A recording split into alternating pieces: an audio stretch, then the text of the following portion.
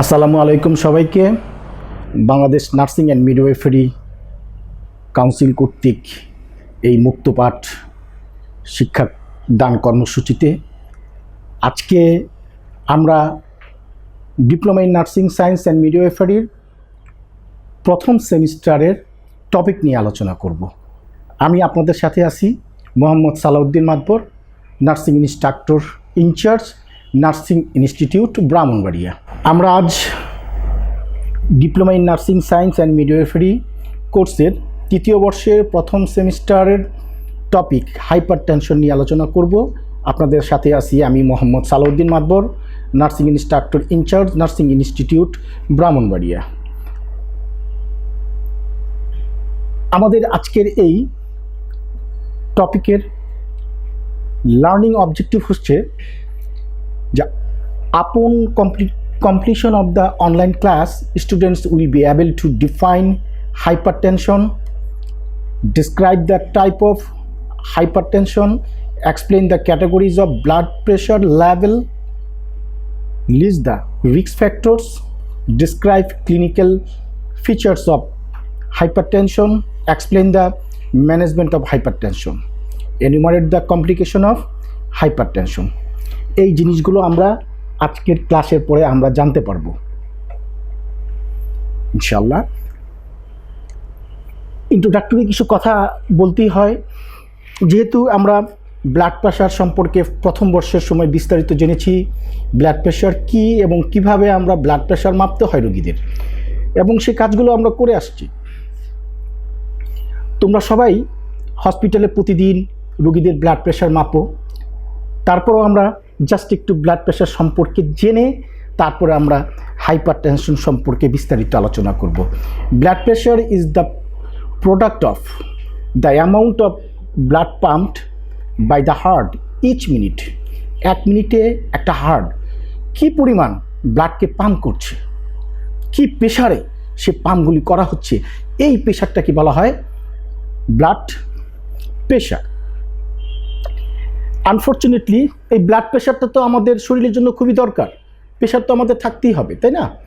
আচ্ছা, এবং সেটা অবশ্যই আমাদের নর্মাল থাকতে হবে, কিন্তু এই ব্লাড প্রেশার যদি আমাদের নর্মালের চেয়ে বেড়ে যায় তাহলেই কিন্তু আমাদের ক্ষতির কারণ হয়ে দাঁড়ায়। Unfortunately hypertension is known as silent killer. এটা একটা সাইলেন্ট নীরব ঘাতক হিসাবে কাজ করে। আমরা জানি না আমার প্রেশার বেড়ে গেছে, অনেক দিন ধরে আমার হাই প্রেশার আছে, কারণ আমি ডক্টরের কাছে যাই না, আমার কোনো উপসর্গ দেখা দিচ্ছে না, ঠিক সিম্পল হয়তো মাথা ব্যথা করছে, একটু আনইজি লাগছে, হয়তো এটাকে আমরা উড়িয়ে দিচ্ছি, যেন এমনি হয়তো কাজ করতেছি বা টেনশনে আছি এই জন্য হয়তো, বা খাবার দাবার ভালো হচ্ছে না, রাত্রে ঘুম হচ্ছে না, এভাবে আমরা এই কিছু কিছু লক্ষণগুলিকে আমরা উড়িয়ে দিচ্ছি। তো যখনই আমাদের শারীরিক অসুস্থতা দেখা দেয়, ডক্টরের শরণাপন্ন হতে হয়, তখনই কিন্তু ডক্টর ব্লাড প্রেশার মেপে বলে যে আপনার ব্লাড প্রেশারটা বেশি, মানে হাইপার টেনশন। এই জন্য এই হাইপার টেনশনটাকে আমরা সাইলেন্ট কিলার হিসেবে মনে করি। Blood pressure should be treated easier, earlier with lifestyle change and in some patients with medications. আসলে ব্লাড প্রেশার নিয়ে আমাদের হাইপার টেনশন নিয়ে ভয় পাওয়ার কিছু নাই, যদি আমরা আমাদের লাইফস্টাইল মডিফিকেশন করতে পারি এবং কিছু ড্রাগ ডক্টর প্রেসক্রাইব অনুযায়ী যদি আমরা গ্রহণ করতে পারি, তাহলে এই হাইপার টেনশনটাকে আমরা কিছুটা হোক নিরাময় করতে পারবো। তো এখন আমরা জানলাম ব্লাড প্রেশার, এবং এখন আমরা আসি হাইপার টেনশনটা কী। এতক্ষণ তো আমরা ব্লাড প্রেশার সম্পর্কে জানলাম। আসলে নর্মাল যে ব্লাড প্রেশার আছে এর চেয়ে যদি একটু বেড়ে যায় সেটাকে আমরা বলি হাইপার টেনশন। আমাদের স্লাইডে কি বলে একটু দেখি। Hypertension is the term use to describe the high blood pressure. Hypertension is repeatedly elevated the blood pressure. কী হবে? Elevated the blood pressure, blood প্রেশারটা বেড়ে যাবে, এক্সিট করবে কত থেকে? 140/90। এই 140/90 সেটা আমরা ফার্স্ট ইয়ারের সময় আমরা পড়েছি যে উপরেরটাকে বলি আমরা সিস্টোলিক আর নিচেরটাকে বলি ডায়াস্টোলিক। তাহলে সিস্টোলিক 140-এর উপরে চলে যাবে এবং ডায়াস্টোলিক 90-এর উপরে চলে যাবে। এই অবস্থাটাকে বলা হয় হাইপার টেনশন।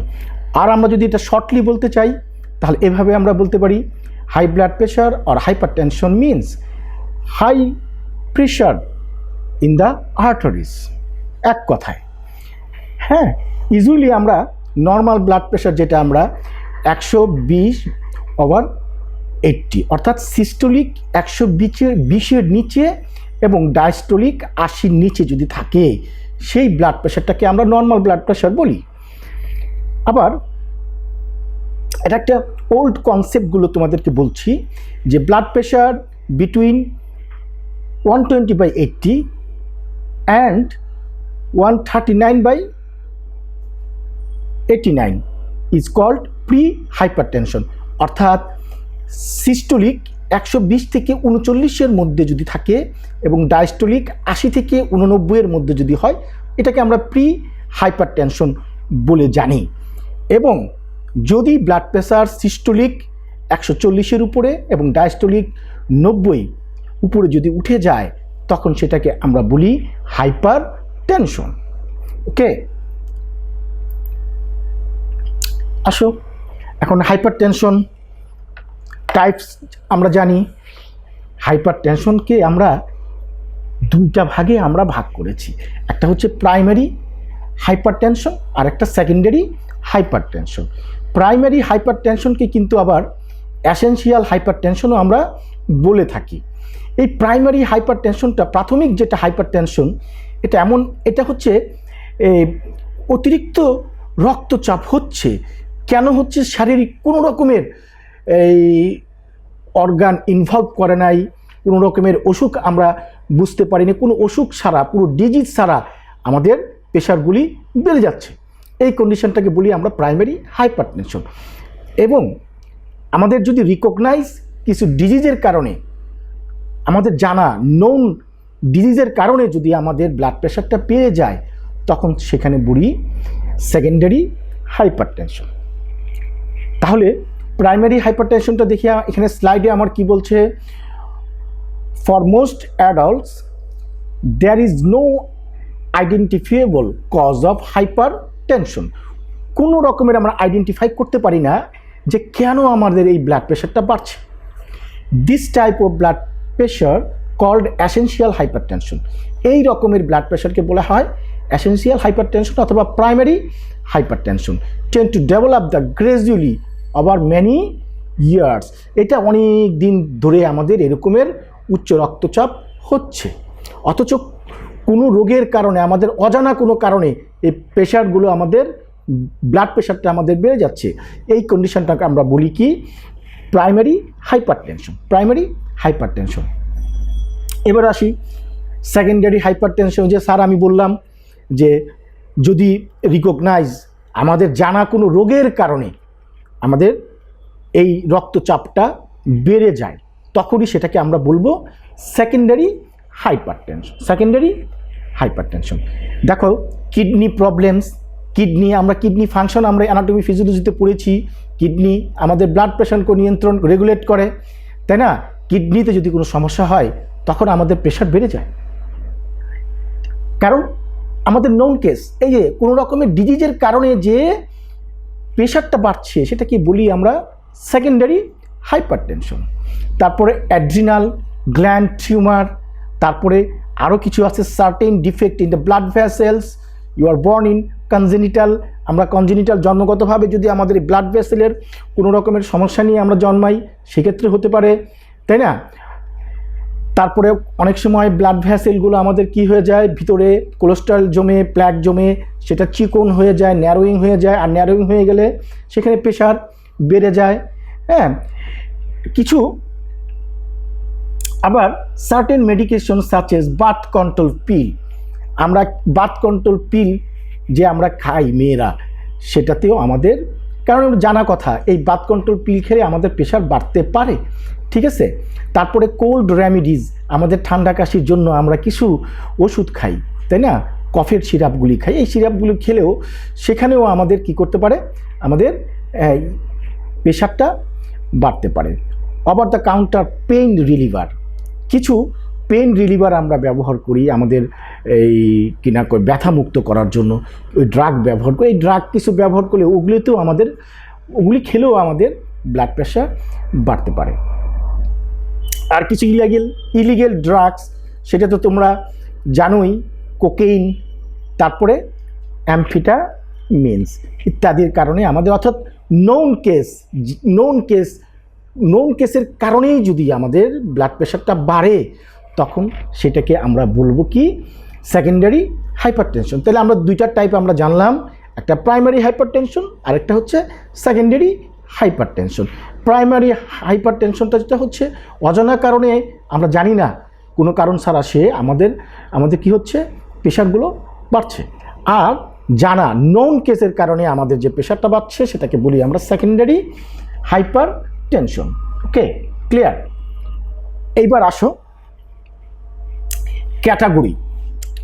আমরা এই ব্লাড প্রেশারটাকে আমরা কি কি ক্যাটাগরিতে আমরা ডিসক্রাইব করতে পারি। আর American College of Cardiology and American Heart Association publish the new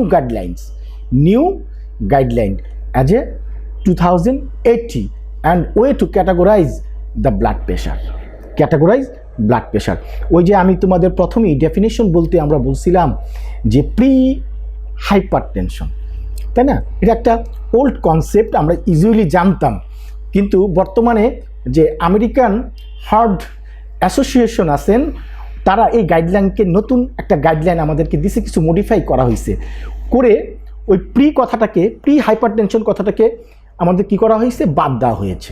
তাহলে দেখি আমেরিকান কলেজ অফ কার্ডিওলজি এবং আমেরিকান হার্ট অ্যাসোসিয়েশন কি গাইডলাইন দিয়েছেন এই ব্লাড প্রেশারকে ক্যাটাগরাইজ করতে। প্রথমেই ওনারা বলতে চাচ্ছেন যে নর্মাল ব্লাড প্রেশার, নর্মাল কত, লেস দেন 120/80 মিলিমিটার পার মার্কারি, তাই না? আচ্ছা, তাহলে এটা আমরা প্রথমেই তো জানছিলাম যে ব্লাড প্রেশার 120/80 নিচে যদি থাকে তখন সেটাকে আমরা বলবো নর্মাল ব্লাড প্রেশার, এটাকে নর্মালি বলি।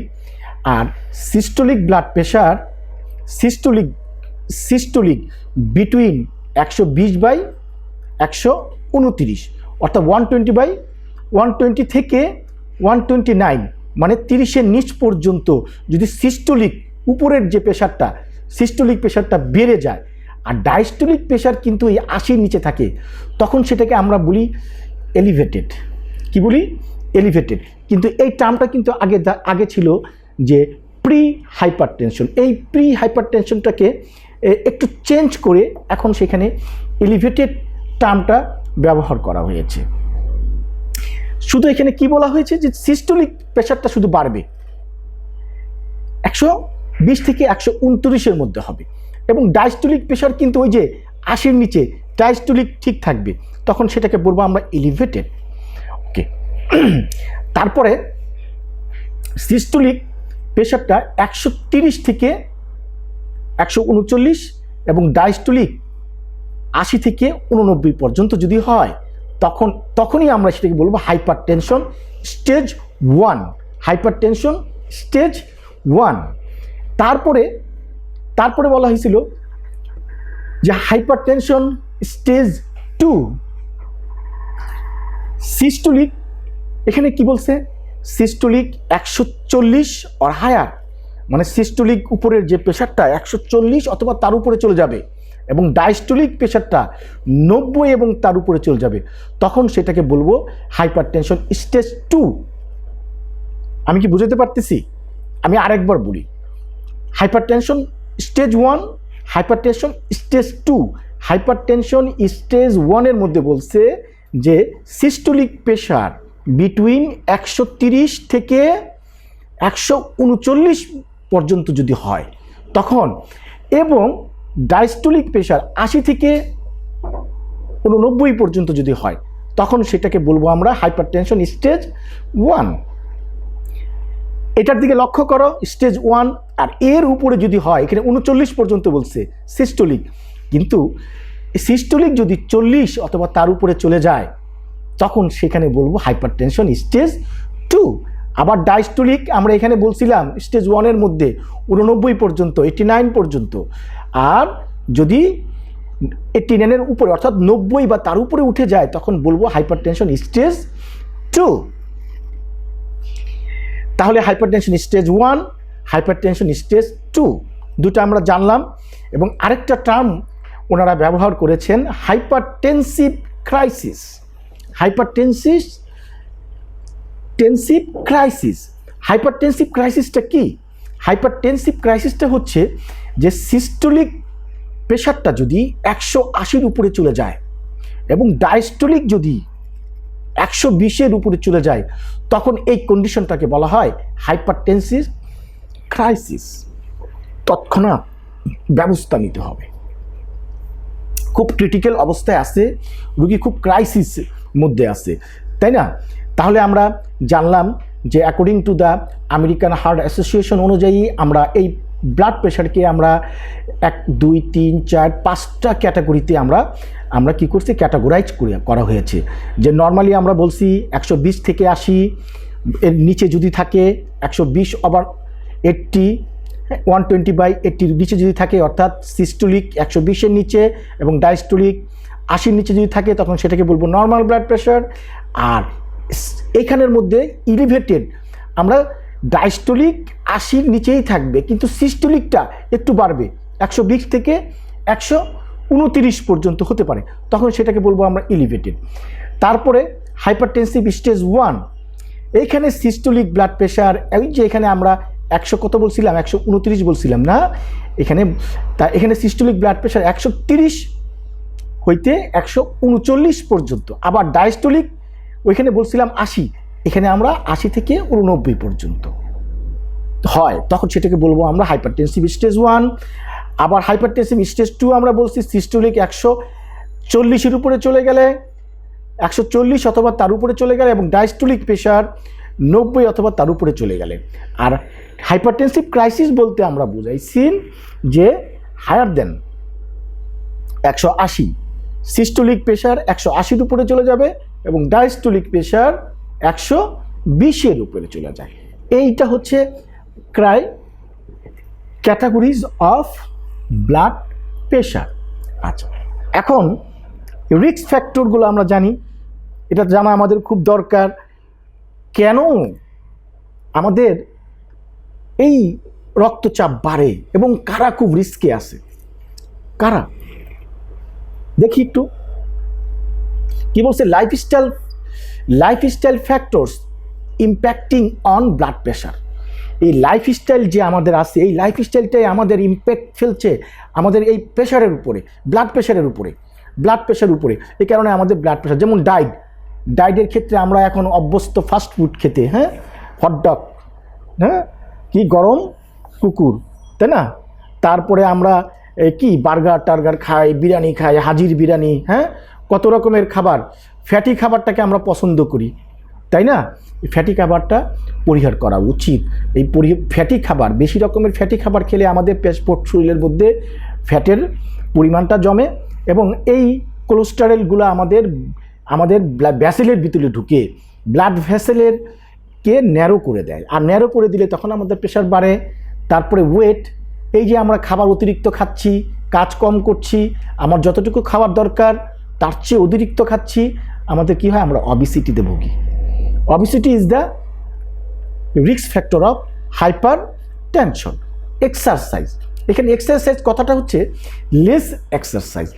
যদি আমরা এক্সারসাইজ না করি তাহলে আমার প্রেশার বাড়বে। তারপরে বলছে অ্যালকোহল কনজামশন, যারা অ্যালকোহল খায়, হ্যাঁ, স্মোকিং, অ্যালকোহল যারা কনজিউম করে, ঠিক আছে, তামাক পাতা, তারপরে আরও অনেক এখন কত রকমের নাম আসছে, তাই না?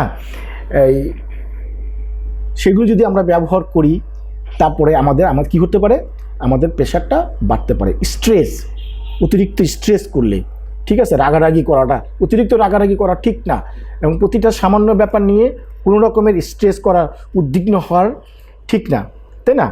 আচ্ছা, আর বেশি রকমের চিন্তাভাবনা করবা, বেশি উদ্বিগ্ন হবা এবং বেশি রাগারাগি করবা, তাহলে আমাদের প্রেশার বাড়তে পারে। এই যে লাইফস্টাইল, এই লাইফস্টাইলগুলোকে আমরা পরিবর্তন করতে পারি কিন্তু, তাই না? এই পরিবর্তন করতে পারলেই কিন্তু আমাদের প্রেশারটা আমরাকে কন্ট্রোল রাখতে পারি। তারপরে কিছু এজ ফ্যাক্টর আছে। এজ ফ্যাক্টর যেমন the risk of high blood pressure increase as your age. Women are more likely to develop high blood pressure after menopause, তাই না? তাহলে এজের ক্ষেত্রেও কিছু আছে, এজ যত বাড়বে আমাদের প্রেশার তত বাড়বে। আরেকটা কথা এখানে বলা হয়েছিল, ওমেনরা বেশি হাই ব্লাড প্রেশারে, হাইপার টেনশনে ভুগে কখন? After menopause. মেনোপোজের অর্থ তোমরা সবাই জানো। তারপরে কিছু রেস, হ্যাঁ, high blood pressure is particularly common among the black people. যে একটু কালো পিপলরা আছে তাদের মধ্যে এই প্রেশারের হাই প্রেশারটা একটু বেশি হয়। যেমন আমরা যেটাকে বাংলায় বলি, যেটাকে কি নিগ্রো বলি, তাই না? আফ্রিকান আমেরিকান যেগুলো আছে, হ্যাঁ, তাদের প্রেশারটা মূলত একটু বেশি থাকে এবং তারা খুব রিস্কে থাকে।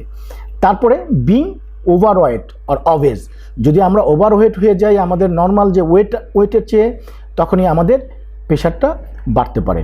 নট বিং ফিজিক্যালি অ্যাক্টিভ, যদি আমরা ফিজিক্যালি অ্যাক্টিভ না হই, তো আমরা নিজেরা কাজ করতে চাই না, তো আমরা নট বিং ফিজিক্যাল অ্যাক্টিভ। যেমন আমরা কি করি, যে আমরা এই যে এখানে বসে আমরা কথা বলছি, তাই না? বিশেষ করে তোমাদের মেয়েদের মধ্যে এই জিনিসটা বেশি আমরা লক্ষ্য করে থাকি। সামনে গ্লাসটা, সে 2 পাও বাড়ালে কিন্তু গ্লাসটা নিতে পারে। সে আরেকজনকে বলে, ওই গ্লাসটা দে, ঠিক আছে, ওই কাপড়টা দে, ওই উন্নাটা দে, ঠিক আছে? এই যে আমরা বসে লেজি, কাজগুলো কম করি, আর এই জন্যই কিন্তু আমাদের শরীরের ক্ষমতাটা কমে যাচ্ছে। তারপরে আরেকটা জিনিস আমাদের খেয়াল করতে হবে, যা আমরা এখান থেকে বাজারে যাব বা এখান থেকে সামনে থেকে আমরা হসপিটাল থেকে আমরা ইনস্টিটিউট যাব, অল্প একটু জায়গা হাঁটলে 2 মিনিট, আমরা কিন্তু রিক্সা দিয়ে চলে আসি। এই জিনিসগুলো করা ঠিক না। আর এই ইনঅ্যাক্টিভের কারণেই আমাদের ব্লাড প্রেশার বাড়ার রিস্কগুলো বাড়ছে। নিজের কাজ নিজে করব, অ্যাক্টিভ থাকব, আর যদি আমরা ফিজিক্যাল এক্সারসাইজগুলো ঠিকমতো করতে পারি এবং কায়িক পরিশ্রম যদি করি, তাহলে আমাদের প্রেশারটা নিয়ন্ত্রণে থাকবে বলে আমি বিশ্বাস করি। এতক্ষণ আমরা জানলাম রিস্ক ফ্যাক্টরগুলো, এখন আমরা জানবো আসলে এই ব্লাড প্রেশার যদি বেড়ে যায়, হাইপার টেনশন হয়, তাহলে আমরা কিভাবে বুঝবো? আসলে প্রথমেই আমরা ডেফিনেশন বলার সময় কিন্তু বলেছিলাম, ব্লাড প্রেশার কিন্তু আমরা বেড়ে গেলে কিন্তু তেমন আমরা বুঝতে পারি না। এটাকে একটা সাইলেন্ট কিলার বলা হয়। অনেক দিন ধরে এই প্রেশার বাড়তে বাড়তে আমাদের বিভিন্ন রকমের বডির মধ্যে কমপ্লিকেশন দেখা দিতে পারে। তবে মূলত কিছু সিমটমস যেগুলি আমরা দেখি, যেমন বিপি যখন মাপি তখনই আমরা বুঝতে পারি যে আমার প্রেশারটা বাড়ছে। এতদিন আমার শরীর ভালো লাগে নাই, মাথা ব্যথা করতো, শরীরটা খুব ঝিমাতো, খারাপ লাগতো, অস্থির লাগতো, হ্যাঁ, হঠাৎ করে একদিন হয়তো মাথা ঘুরে আমি পড়ে গেছি, আমাকে নিয়ে ডাক্তারখানায় গেল, আর ডাক্তার যখন মেপে দেখলো আমার প্রেশার বেশি, অথচ ওই দিন প্রেশার বেশি না, এই প্রেশারটা অনেক দিন ধরেই আমার বেশি ছিল, কিন্তু আমি কখনো মাপিনি। তারপরে বলছে অ্যানজাইনা পেইন, আমাদের অ্যানজাইনা, আমার বুকে ব্যথা হতে পারে। তারপরে কি হতে পারে? ইন্টারমিটেন্ট ক্লাউডিকেশন। ইন্টারমিটেন্ট ক্লাউডিকেশনটা হচ্ছে অ্যানজাইনা পেইন। আরেকটা টার্ম আমরা কি ব্যবহার করলাম, যে ইন্টারমিটেন্ট ক্লাউডিকেশন। ক্লাউডিকেশন কি এটা? ইন্টারমিটেন্ট ক্লাউডিকেশনটা হচ্ছে, দেখো আমার পায়ের মধ্যে যেমন ব্যথা হচ্ছে, কাপ মাসেলগুলো খুব চাপ দিচ্ছে, তাই না, খুব অস্থিরতা লাগছে, এই যে এই অবস্থাটাকে বলা হয় ইন্টারমিটেন্ট ক্লাউডিকেশন। এরপরে আসি রেটিনাল হ্যামারেজ। রেটিনা, আমার প্রেশার যখন বেড়ে যাবে, এই রেটিনার মধ্যে কিন্তু ক্ষুদ্র ক্ষুদ্র কি থাকে, ক্যাপিলারিসগুলো থাকে, সেখান থেকে কিন্তু ওগুলি ক্যাপিলারিসগুলি ফুলে যায়। অনেক সময় কিন্তু এখানে মাইক্রো ব্লিডিং হয়, চোখের স্ক্লেরাগুলো লাল হয়ে যায়, তাই না? আবার মূলত এটা এফেক্ট করে গিয়ে কোথায়? রেটিনার মধ্যে। Retinal vascular damage caused by hypertension. Intermediate ক্লাউডিকেশনটা আমরা বুঝে ফেললাম, রেটিনাল হ্যামারেজটাও বুঝলাম। তারপরে কি হতে পারে, severe occipital headache with nausea and vomiting. কী হতে পারে, সিভিয়ার অক্সিপিটাল, অক্সিপিটাল মানে পিছনের দিকে, আমি তো পড়েছিলাম না, সামনেরটাকে ফ্রন্টাল বলি, পিছনেরটাকে অক্সিপিটাল বলি। পিছনের দিকে আমাদের কী হবে, ব্যথা হবে, নাউসিয়া বমি বমি ভাব হতে পারে, বমি হতে পারে, ড্রাউজিনেস হতে পারে, অ্যাংজাইটি থাকতে পারে, ঠিক আছে। And mental impairment, say mental impairment অর্থাৎ মানসিকভাবে তার চিন্তাভাবনাগুলো, তারপরে কথাগুলো কেমন ভুলে যাচ্ছে, কথাগুলো এলোমেলো হচ্ছে, হ্যাঁ, এরকম একটা অবস্থার সৃষ্টি হবে যদি প্রেশারটা বেড়ে যায়। তারপরে আরেকটা কি হতে পারে, পলি ইউরিয়া, ঘন ঘন, পলি মানে বেশি, ইউরিয়া মানে প্রস্রাব, বেশি বেশি প্রস্রাব হতে পারে। দেখো একটা জিনিস খেয়াল করে দেখো, আমাদের সাথে মিলিয়ে দেখো, তোমাদের সাথে মিলিয়ে দেখো, যখন এই পরীক্ষার জন্য যাও বা ভাইবার জন্য যাও, তখন কি হয়, তখন আমাদের কি হয়, শরীরের প্রেশারটা বেড়ে যায়, আর বেশি গেলে কি হয়, বারবার আমাদের ওয়াশরুমে দৌড়াতে হয় নাকি। তারপরে আরেকটা জিনিস হতে পারে, নকচুরিয়া, অর্থাৎ রাতের বেলা প্রস্রাব ধরতে ঘুম ভেঙে যেতে পারে, ঠিক আছে। তারপরে protein and RBC May present in the urine, protein এবং আরবিসি রেড ব্লাড সেল আমরা আমাদের কি করতে পারি, ইউরিনে পেতে পারি। কারণ অতিরিক্ত প্রেশারের কারণে যেমন আমাদের কিডনি সাকুন হচ্ছে না, হ্যাঁ, আমরা জানি কিডনিতে কোথায়, গ্লুমেরুলায় গিয়ে, নেফ্রনের গ্লুমেরুলায় গিয়ে সাকুন হচ্ছে, সেখান থেকে অতিরিক্ত প্রেশারের কারণে আমাদের কিছু আরবিসিগুলো চলে আসতে পারে। তারপরে কি হতে পারে, ডিসনিয়া আপন এক্সারশন, অর্থাৎ আমাদের কি করতে হয়, ডিসনিয়া, শ্বাসকষ্ট হতে পারে কখন, যখন এক্সারশন, আমরা কোনো কাজ করি, এমনি আমাদের শ্বাসকষ্ট নাই, যখনই আমরা কিছু কাজ করি, হাঁটা চলাফেরা করি, ঠিক আছে, তখনই আমাদের শ্বাসকষ্টটা হতে পারে। ইভেন আমাদের ইডিমা অফ দ্য এক্সট্রিমিটি, আমাদের হাতে পায়ে পানিও আসতে পারে। আমরা ক্লিনিক্যাল ফিচারটা জানলাম, যদিও আমরা এই হাইপার টেনশনকে একটা সাইলেন্ট কিলার হিসেবে বলছিলাম, তারপরেও আমাদের কিছু কিছু সিমটমস আমাদের থাকে। যেমন আমরা কি বললাম, আমরা রুগীর কাছে গিয়ে যখন আমরা নিজে যখন রুগী হয়ে যাই, যখন আমরা হসপিটালে যাই কোনো কারণে, তখনই প্রেশারটা মেপেই বলা হয় ডক্টর যে আপনার প্রেশার বেশি। আচ্ছা, তারপরে আমরা কিছু কি হয়, অ্যানজাইনা, পেইন, ব্যথা হতে পারে। তারপরে ইন্টারমিডিয়েট ক্লাউডিকেশন বললাম, পায়ের মধ্যে কামড়াবে, মাসিলগুলো চাবাবে, এগুলি ব্যথাগুলো হতে পারে। তারপরে রেটিনাল হ্যামারাজের কথা বললাম। তারপরে আরেকটা জিনিস বললাম, সিভিয়ার অক্সিপিটাল পেইন, অক্সিপিটাল, এটাকে ফ্রন্টাল বলি, এটাকে অক্সিপিটাল। এই হাই প্রেশার, যখন প্রেশারটা বেড়ে যাবে তখন আমার অক্সিপিটালে আমাদের কি হবে, পেইন হতে পারে। তারপরে এই সাথে সাথে আমাদের নাউসিয়া হতে পারে, ভমিটিং হতে পারে, ড্রাউজিনেস হতে পারে, হ্যাঁ, তারপরে অ্যাংজাইটি হতে পারে, মেন্টাল ইম্পেয়ারমেন্ট হতে পারে। আরেকটা কথা বললাম তোমাদেরকে, যেটা পলি ইউরিয়া, ঘন ঘন প্রস্রাব হতে পারে, নকচুরিয়া হতে পারে। নকচুরিয়ার অর্থটা আমি তোমাদেরকে বলছি যে প্রস্রাবের কারণে ঘুমায় আসে, রাতের বেলা আমাদের ঘুম ভেঙে যায়। তারপরে এই প্রস্রাবের সাথে কিছু প্রোটিন এবং আরবিসি যেতে পারে। তারপরে ডিসনিয়া, শ্বাসকষ্ট হবে, এমনি বসে থেকে কাজ করছে শ্বাসকষ্ট নাই, কথাবার্তা শ্বাসকষ্ট নাই, যখনই কোনো কাজ করতে যাচ্ছে, একটু হাঁটা চলাফেরা করতে যাচ্ছে, তখনই তার শ্বাসকষ্ট আরম্ভ হচ্ছে। ইভেন সামটাইম আমাদের এক্সট্রিমিটির মধ্যে, এক্সট্রিমিটি মানে হাত পায়ের মধ্যে পানি জমতে পারে, ফুলে যেতে পারে। এই যে জিনিসগুলো মূলত ইউজুয়ালি আমরা এই সিমটমগুলো আমরা পেতে পারি হাইপার টেনশনের ক্ষেত্রে। আর হাইপার টেনশনটা মাপার একমাত্র উপায় হচ্ছে কি করা, স্ফিগমো ম্যানোমিটার দিয়ে আমাদের প্রেশারটাকে মাপলেই আমরা বুঝবো যে আমার প্রেশার বেড়েছে, হাইপার টেনশন হয়েছে। তো আমরা জানলাম ক্লিনিক্যাল ফিচারগুলো। এখন এই হাইপার টেনশনটা কীভাবে নিয়ন্ত্রণ করতে পারি এবং এর চিকিৎসা কি, আমরা নার্স, আমরা ওষুধ নিয়ে কাজ করি, আমরা এর কিভাবে আমরা ওষুধ ছাড়া এই হাইপার টেনশনকে নিয়ন্ত্রণ করব এবং কিভাবে ওষুধ দিয়ে এই হাইপার টেনশনকে নিয়ন্ত্রণ করব, এই দুইটা নিয়ে আমরা এখন আলোচনা করব, অর্থাৎ ম্যানেজমেন্ট অফ হাইপার টেনশন। আমরা এখন জানব management of hyper tension. Hyper tension হলে কিভাবে আমরা ম্যানেজ করতে পারি। এখন দেখো এখানে 1 নম্বর বলছে নন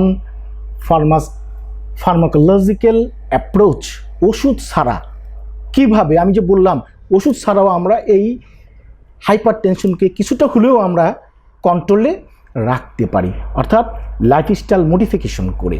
কিভাবে লাইফস্টাইল মডিফিকেশন করব? আমরা খাবারটাকে কিছু চেঞ্জ করতে হবে, স্মোকিং বন্ধ করতে হবে, রেগুলার এক্সারসাইজ করতে হবে, ওয়েট কমাতে হবে, রিল্যাক্স থাকতে হবে, তাই না? যে অর্থাৎ যে কারণগুলির জন্য আমাদের প্রেশার বাড়ছে, হাইপারটেনশন হচ্ছে, সেই কারণগুলিকে আমরা কি করব? বন্ধ করার চেষ্টা করব। যেমন ডায়েটের ব্যাপারে বলা হয়েছিল রেস্ট্রিক্টেড অফ সল্ট, হ্যাঁ, লেস দেন 6 গ্রাম পার ডে, লেস দেন, ঠিক আছে? সল্ট বেশি খাওয়া যাবে না, কেন? সল্ট যেটা কি আমার শরীরের মধ্যে ফ্লুইডের পরিমাণকে ধরে রাখে, ফ্লুইডের পরিমাণকে ধরে রাখে। তারপরে বলছি কি, avoid fatty food and diet rich in fruit and vegetables. Avoid fatty food, fatty food অর্থাৎ ফ্যাট জাতীয় খাবার তোমাদেরকে খেতে নিষেধ করা হয়েছে, কিন্তু আমাদেরকে খাবার খেতে বলা হয়েছে সবচেয়ে বেশি আমরা খাবো ফ্রুট অ্যান্ড ভেজিটেবলগুলি খাবো। এই ফ্রুট এবং ভেজিটেবলগুলি খেলে আমাদের এই প্রেশারটাকে আমরা কিছুটা হোক নিয়ন্ত্রণ করতে পারবো। তারপরে reduce the heavy alcohol consumption. আমরা যে হেভি অ্যালকোহল যারা খাই, আমাদের এই জিনিসগুলো কমায় আস্তে আস্তে কমায় আনতে হবে এবং শেষ আমাদের বন্ধ করে দিতে হবে। Add potassium or oily fish. খাবারের মধ্যে আমরা পটাশিয়াম জাতীয় পদার্থ আমরা যেখানে আছে, যেই খাবারের মধ্যে আছে সেই খাবারগুলো খাবো এবং অয়েলি ফিশগুলি আমরা খেতে পারবো, ঠিক আছে? এরপরে বলা হয়েছে স্টপ স্মোকিং, রেগুলার এক্সারসাইজ। তারপরে বলছে রেগুলার এক্সারসাইজের কথার মধ্যে brisk walking, walking at least 30 minute. এই ওয়াকিং বানানটার মধ্যে এল হবে একটা, তোমরা লিখে নিও আর কি, typing mistake. Brisk walking at least 30 minute per day. Brisk মানে কি? ব্রিস্ক মানে হচ্ছে আমরা যে নর্মাল যে হাঁটছি, নর্মাল যে আমরা চলাফেরা মানুষের সাথে কথা বলতে বলতে হাঁটতেছি, এটা আমার নর্মাল ঘরের মধ্যে হাঁটতে, এটা নর্মাল হাঁটা। এই হাঁটা না, ব্রিস্ক হাঁটা হচ্ছে নর্মালের চেয়ে একটু দ্রুত, নর্মালের চেয়ে একটু দ্রুত, অর্থাৎ যে হাঁটায় আমার শরীর থেকে সোয়েট, ঘাম বের হবে, সেরকমের হাঁটা হাঁটবো। সেরকম হাঁটা হাঁটবো। কতক্ষণ হাঁটবো?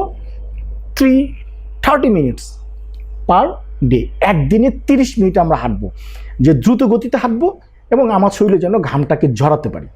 তারপরে বলতে ওয়েট রিডাকশন, আমাদের ওজন কমাতে হবে। ওই যে প্রথমে আমরা রিস্ক ফ্যাক্টরের মধ্যে বলছিলাম ওবেস, ওভার ওয়েট যেগুলি ছিল, আমাদের এই ওয়েটগুলোকে রিডাকশন করতে হবে এবং maintain BMI, body mass index কত? 15 কেজি, অর্থাৎ 25-এর নিচে রাখতে হবে, ঠিক আছে? Relaxation like praying and meditation. Relax, নিজেকে মনকে, মানে ওই যে বলছিলাম স্ট্রেস, যখন আমরা স্ট্রেস হই, স্ট্রেস থেকে নিজেকে মুক্ত করতে হলে আমাদের প্রেয়ার করতে হবে। মুসলমানরা নামাজ পড়বে, তারপরে হিন্দুরা পূজা করবে, হ্যাঁ, ধ্যান করবে, তাই না? একেবারে মানে উগ্র কোনো কিছু না, ধুম ধারাক্কা ঢোল মোল বাজাইয়া, গান বাজাইয়া, হ্যাঁ, এগুলো করা যাবে না। এগুলি করলে আরও প্রেশারটা বাড়বে। আর যখন নামাজ পড়ি আমরা, দেখো আল্লাহু আকবার একবারে নীরব থাকে, ঠিক আছে? এটা একটা মেডিটেশনের মতো, আর এর কারণে কিন্তু আমাদের প্রেশারটা কমতে পারে। এটা এই যে আমরা কথাগুলি বললাম, এগুলি হচ্ছে নন ফার্মাকোলজিক্যাল অ্যাপ্রোচ, ওষুধ ছাড়া আমরা এই ব্লাড প্রেশারকে নিয়ন্ত্রণ করতে। এখন ওষুধ দরকার পড়বে, কখন দরকার পড়বে? Pharmacological approach drugs user threshold for offering drug treatment. কখন? আসলে এই যে সামান্য প্রেশার বাড়লেই কিন্তু তোমাকে ওষুধ দেওয়া হয় না।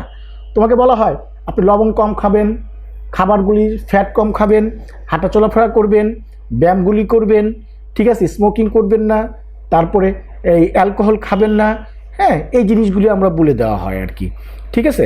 আচ্ছা, যদি আমার অ্যাকচুয়ালি যদি প্রেশার যদি বেশি থাকে, যেমন 160/100, অর্থাৎ সিস্টোলিক 160, ডায়াস্টোলিক 100 হয়, তখনই কিন্তু আমাদের কি করতে হয়?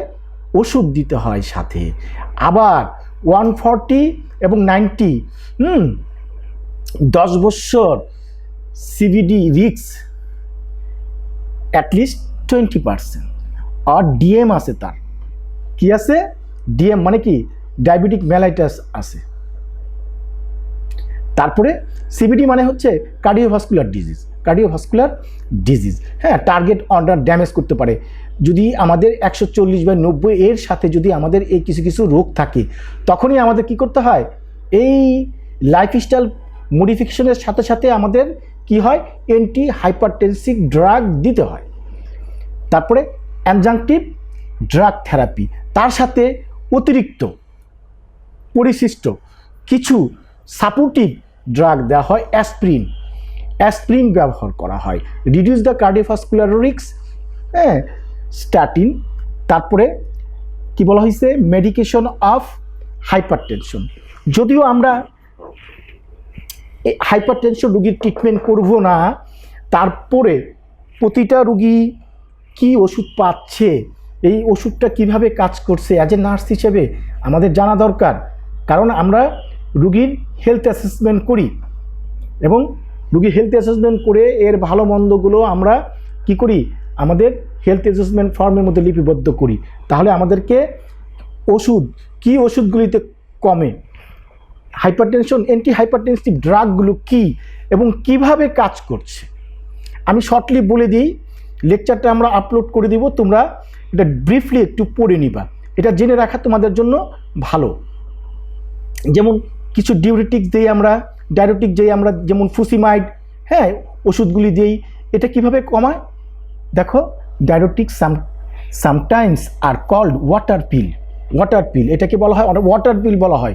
এটা খেলে ঘন ঘন প্রস্রাব হবে, তাই না? আর শরীরের মধ্যে প্রস্রাবের মাধ্যমে কী হয়, ভিতরের ফ্লুইডের পরিমাণকে কমায় দেয়।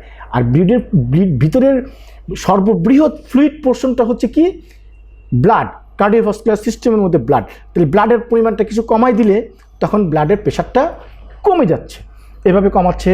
তারপরে বিটা ব্লকার আছে, তারপর এসি ইনহিবিটর আছে, এনজিওটেনসিভ 2 রিসেপ্টর ব্লকার আছে, ক্যালসিয়াম চ্যানেল ব্লকার আছে। এগুলি কিভাবে করছে এখানে ডিসক্রাইব লেখা আছে, তোমরা একটু দেখে পড়ে নিও। এবার আসি আমরা কমপ্লিকেশন। এই হাইপারটেনশন হলে আমাদের কি কি কমপ্লিকেশন হতে পারে? হাইপারটেনশন হলে আমাদের কি হতে পারে, হার্ট অ্যাটাক বা স্ট্রোক হতে পারে। স্ট্রোক, তাই না? স্ট্রোক তো আমরা জানি, কার্ডিওভাস্কুলার অ্যাক্সিডেন্ট হতে পারে। তারপরে অ্যানিউরিজম হতে পারে। অ্যানিউরিজম মানে হচ্ছে যে অতিরিক্ত প্রেশারের কারণে ব্লাড ভেসেলগুলো, তখন ওই যে বেশি প্রেশারের কারণে ব্লাড ভেসেলগুলো একটু ফুলে যায়, একটু ফ্লপির মতো হয়ে যায়। যেমন কিভাবে তোমাদের বোঝাতে পারি, আচ্ছা, যেমন মনে করো একটা বেলুনকে আমরা ফুলানোর পরে যখন বেলুনটা যখন বাতাসটা ছেড়ে দিই, বেলুনটা কিন্তু আগের মতো নাই, তার মসৃণতা নাই, একটু থলথলে হয়ে গেছে। ঠিক আমাদের এই ব্লাড ভেসেলগুলো এরকম থলথলে অবস্থাটা চলে যায়, এই কন্ডিশনটাকে বলা হয় অ্যানিউরিজম। আর এই থলথলে অবস্থা বা নরম হয়ে যাওয়ার কারণে কিন্তু আরেকটা রিস্ক আছে, এই ব্লাড ভেসেলটা রাপচার হয়ে ব্লিডিং হতে পারে। আর এই ব্লিডিংটা যদি আমার ব্রেনে হয়, তাহলে তখন আমরা বলবো হ্যামারেজিক সিভিএ অর্থাৎ স্ট্রোক বলবো। তারপরে হার্ট ফেলিউর হতে পারে অতিরিক্ত প্রেশারের কারণে হার্টের মধ্যে চাপ পড়তে হার্ট একসময় দুর্বল হয়ে হার্ট ফেল করতে পারে। Weekend and narrowing blood vessel in your kidney, অতিরিক্ত ব্লাড প্রেশারের কারণে আমাদের কিডনির মধ্যে যে ব্লাড ভেসেলগুলো আছে, রেনাল আর্টারি এবং ভেনগুলো, যে আমরা ক্যাপিলারিগুলো আছে, আর্টারিওলসগুলো আছে, ওগুলো কী হয়ে যেত, ন্যারোয়িং হয়ে যেতে পারে। তার একটা কথা বললো, thickened narrow intron blood vessel in the I. এই যে আয়ের কথা বললাম, আমার চোখের মধ্যে ক্যাপিলারিসগুলা, হ্যাঁ, স্ক্লেরা যেটা সাদা পোর্শনের মধ্যে দেখবা, ওইখানে দেখলে দেখা যায় যে চিকন ক্যাপিলারিগুলা কি হয়ে গেছে, মোটাও হয়ে গেছে, তারপরে ফেটে ওইখান থেকে মাইক্রো ব্লিডিং হচ্ছে, ঠিক আছে। আরেকটা কি হতে পারে, trouble with memory and understanding. তা আমাদের মেমোরি, তাই না, মেমোরিটা কিছুটা আমাদের অ্যাফেক্ট করবে এবং কিছুটা বুঝতে আমাদের একটু কষ্ট হবে, আমরা একটু ডিলে হবে, ঠিক আছে। এই সমস্যাগুলো আমাদের হতে পারে কমপ্লিকেশনের মধ্যে। তা আজকে আমরা মোটামুটি এই হাইপারটেনশন সম্পর্কে আমরা জানলাম। আমাদের এই নির্ধারিত স্বল্প সময়ের মধ্যে আমরা আমাদের সাধ্যমতো আমরা চেষ্টা করেছি হাইপার টেনশনটা সম্পর্কে আলোচনা করতে।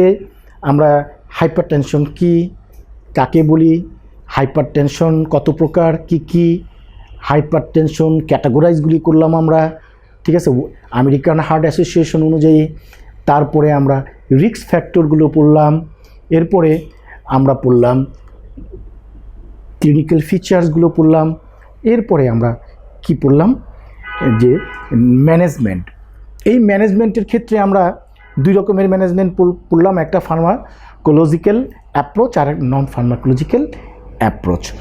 হ্যাঁ, ফার্মাকোলজিক্যাল অ্যাপ্রোচগুলির মধ্যে অনেকগুলো মেডিসিন আমি তোমাদেরকে দেখাই দিলাম, এই নোটগুলো আপলোড করা থাকবে। তোমরা এই ওষুধগুলো কিভাবে আমার প্রেশারকে কমাচ্ছে সেটা মোটামুটিভাবে একটা শর্ট নোট লেখা আছে, তোমরা দেখে বুঝে নিবা। পরিশেষে আমরা দেখলাম, আমরা এই কমপ্লিকেশন সম্পর্কে জানলাম যে হাইপার টেনশন যদি থাকে আমাদের কি কমপ্লিকেশন হতে পারে। আমাদের এই ক্লাসগুলো আমরা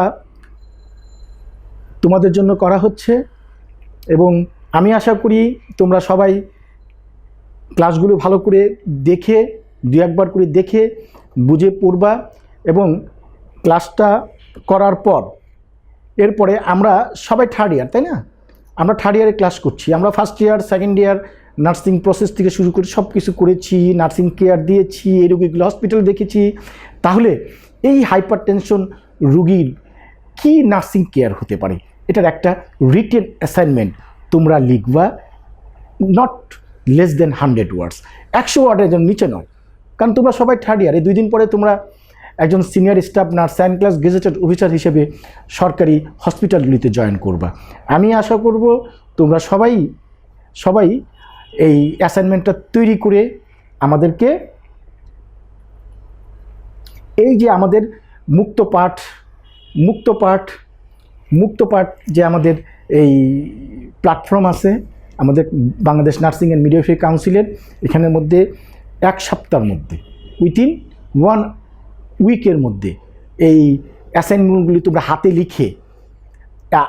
লিখে নিচে তোমাদের হাতে তোমাদের নাম, তোমাদের ইনস্টিটিউট, তোমাদের class roll, BNMC student registration, তোমাদের যে স্টুডেন্ট রেজিস্ট্রেশন যেটা আছে, স্টুডেন্ট আইডি, হ্যাঁ, এবং মোবাইল নাম্বার লিখে মোবাইল দিয়ে উঠিয়ে জিপিজি বা পিডিএফও তুমি এই কমেন্ট বক্সের মধ্যে আপলোড করব, আমরা এটা দেখে ইভ্যালুয়েশন করব।